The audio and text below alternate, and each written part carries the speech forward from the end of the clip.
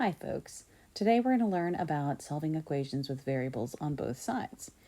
And what you'll find today is that we're doing the exact same skills that we've learned before in terms of solving equations.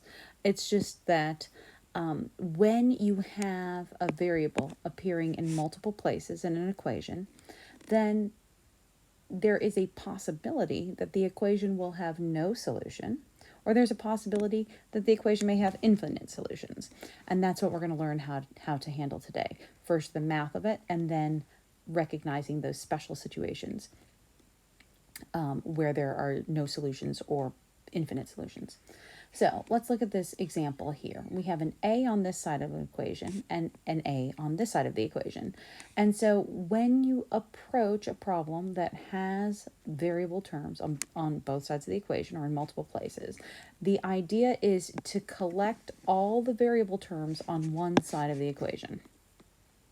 So we want to get a all by itself on one side of the equation, and we can't do it if it's on both sides of the equation. We have to work to get it on one side. So in this example, we have negative 4a on this side and negative 9a on this side. This here on this side is a subtraction problem. So to move the a, we want to do the opposite. Remember, we do reverse PEMDAS to solve equations. So we have a subtraction problem here, so we want to do addition to as the inverse of what we have in the problem. And so negative 4a plus 4a just equals 0. We're now adding 0 on the left side of the equation, and adding 0 does nothing. On the right side, negative 9a plus 4a is negative 5a. So we now have 10 equals negative 5a. Remember, whatever we do on one side of the equation, we must do to the other side of the equation. Otherwise, it won't be in an equation anymore. Looking at our next step, the variable a is still not by itself. It's being contaminated by this negative 5. How is that negative 5 attached to the a? That's a multiplication problem. Negative 5a, that negative 5 is multiplying a. So how do we get rid of the negative 5? By dividing it away. Whatever we do to one side of the equation, we have to do to the other side. When we do negative 5 divided by negative 5, that gives us the answer 1. Whenever you divide a number by itself, you get the answer 1. And multiplying by 1 doesn't do anything to the equation, so we say it cancels. That doesn't do anything to the variable, and so that negative 5 cancels out. And now we're left with an a on this side. 10 divided by negative 5 is negative 2. And so we have negative 2 as our answer. Now, if we, as always, when we solve an equation, we shouldn't have to guess or wonder if we have the right answer. We can always check our answer by plugging it into the original equation and seeing if we did it correctly. So if you plug this in to your calculator, you should see, let me just make that a multiplication sign. When you do your checking, you want to plug things into the calculator exactly as they appear on your equation. You don't want to use your own prejudices about which operations you think should happen first, because the calculator will always do order of operations correctly. And sometimes students do not interpret order of operations correctly. So if we plug that whole phrase, that whole expression into our calculator, we get 18, because the negative 4 times negative 2 happens first, and that gets you positive 8, and 10 plus 8 is 18. On this side, negative 9 times negative 2 is also positive 18. And so we do get a true statement, which is a test to show that our solution, negative 2 equals a, is a correct solution for the variable a. So let's move on to the next question. In the next question, the equation is a little more complicated, just because there are more steps to go about solving the equation. Remember, with PEMDAS, when we're solving for a variable, we go in reverse PEMDAS order. So we do, just write out PEMDAS here. We do addition, subtraction first, then multiplication, division, then exponents, then parentheses. In this example here, however, we can simplify each side of the equation by using the distributive property. And that is probably the best way to approach this problem. So here, because we have a 3 outside the parentheses and inside parentheses we have an addition subtraction problem, that 3 gets applied to each term inside the parentheses. So 3 times 3b is 9b, and 3 times negative 4 is negative 12. On the right side of the equation, we do the same thing because we have an addition problem inside the parentheses. So we apply the 1/4 to each term inside the parentheses. 1/4 times 32 is really just 32 divided by 4, which is 8b. And 1/4 of 24 is just 6. At this point, we now have a more simplified equation where we can use just reverse PEMDAS order then to try to get every term with the letter b in it, with that variable in it, on one side of the equation. So I've got a 9b over here and an 8b here. So what I want to do is try to bring this 8b over to the left side of the equation. So to do that, I'm going to subtract 8b from both sides of the equation. Now, I subtracted because the 8b was being added to the 6, and subtraction is the opposite of addition. So now that I've done that to both sides of the equation, 8b minus 8b just gives us 0. And on the left side of the equation, 9b minus 8b is 1b, or just the letter b. And we now subtract, we have still the negative 12 on the left side of the equation, and on the right side of the equation we just have the number 6. So if I'm trying to get b all by itself on one side of the equation, then I have need to get rid of that 12. That 12 is being subtracted from the b. So in order to get rid of the 12, I need to add it to the left side of the equation. Of course, to keep the equation an equation, I needed to do the same thing to both sides of the equation. So that cancels out because negative 12 plus 12 is 0, and adding 0 doesn't do anything to the equation. And on this side, I have 18, so b equals 18. As usual, we should check our answers to make sure that our solution to the problem works. And you should plug it into the calculator exactly as you see in the problem. And if you do that, 32 times 18 plus 24, if you do that, you should get, in this example, 150 on both sides of the equation. Let's try the next problem. In this example, we've got a situation with a distributive property going on again. This equation will be easier to approach if I simplify the left side of the equation. 3 times 5c is 15c, and 3 times 2 is 6. So those components stay here on the left side of the equation. And on the right side, that we have 15c. Now, perhaps you see the problem that's coming, but if you don't, we can go ahead and just shift our variables to one side of the equation. I want to get rid of 15c on the right side, let's say. So I'm going to subtract the 15c away. But if I subtract 15c away also on the left side of the equation, what you get is 15c minus 15c is 0.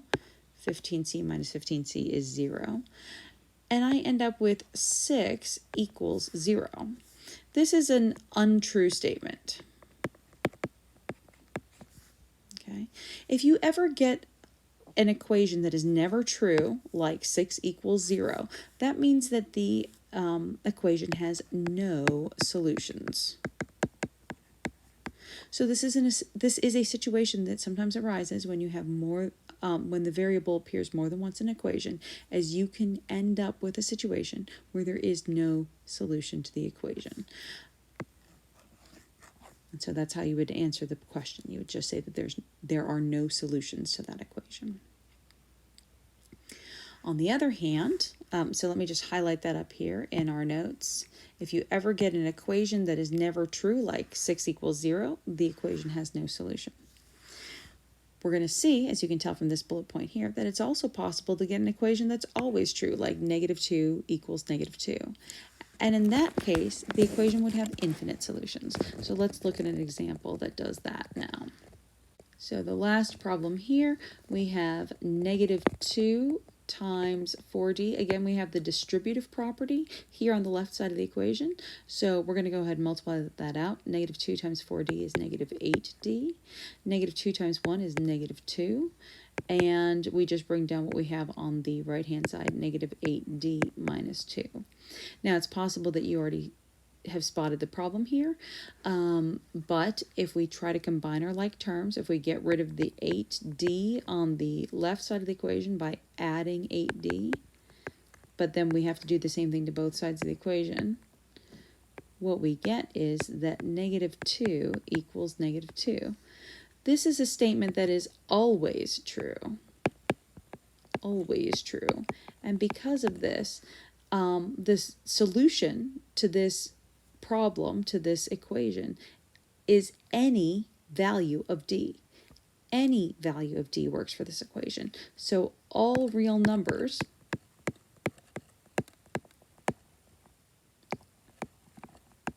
is the solution to this equation. And sometimes people will call it infinite solutions. Infinite solutions to this particular problem here. So let's do a real-world example now of a situation where you would have an equation with a variable appearing more than one time in the equation. So this example, a boat leaves New Orleans and travels upstream on the Mississippi River for 4 hours. The return trip only takes 2.8 hours because the boat travels 3 miles per hour faster downstream with the current.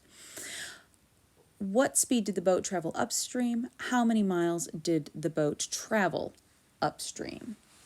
All right. So for this example, we need to understand what speed is. And speed, when we have units like miles per hour for speed, then what we find is that speed is distance divided by time. Miles per hour. Miles is a measurement of distance, and hour is a measurement of time. So speed is distance divided by time.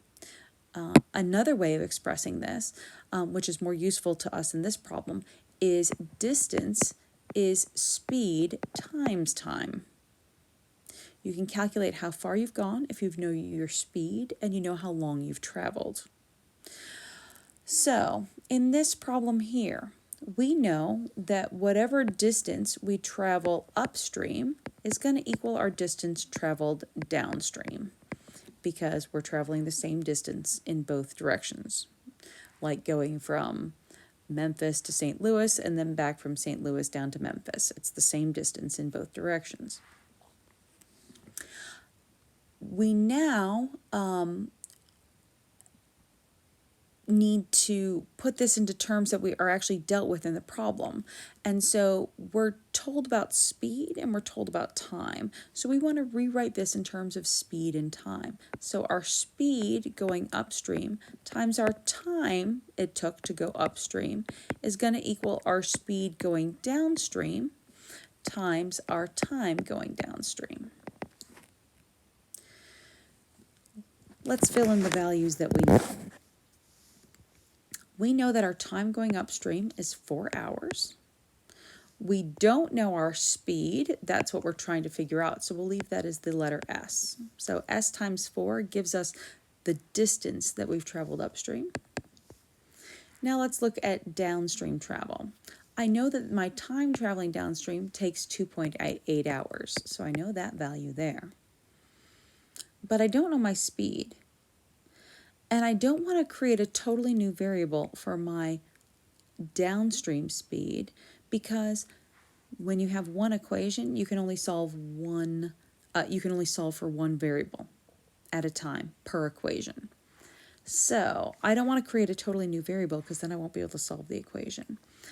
But I do have a relationship here, 3 miles per hour faster downstream. So whatever my speed was before, my speed now is the same plus an additional 3 miles per hour. So that's what I'm going to put for my speed here. Same speed plus 3 miles per hour more than when I was traveling upstream. This is now a complete equation written with just one variable, so it's something that I can solve. And so now we can approach it just like we were approaching the problems earlier. We have 4 times s is just 4s. Over here we can use the distributive property. 2.8 times s is 2.8s. And then 2.8 times 3 is 8.4. I want to rearrange my equation so that all my s's are on one side. So I'm going to subtract 2.8s away from what I have here. That disappears. And on this side, I have 1.2s equals 8.4. Now, to get s all by itself, I need to remove that 1.2. Remember that 1.2 is multiplying the s. So to get rid of the 1.2, I need to divide it away. Do the same thing to both sides of the equation. And when you do 8.4 divided by 1.2, you get that s equals 7 miles per hour as our speed. So we've answered our first question here, at what speed did the boat travel upstream? But I haven't actually answered the second part of the question yet. How many miles did the boat travel upstream? Well, remember, distance, the number of miles, is the speed times the time. So if I know that the upstream speed was 7 miles per hour, all I have to do is plug in that speed of 7 miles per hour and multiply it by that time that the boat went upstream, which was 4 hours. And 7 times 4 is 28. So the boat traveled 28 miles on its upstream route. I hope this helped.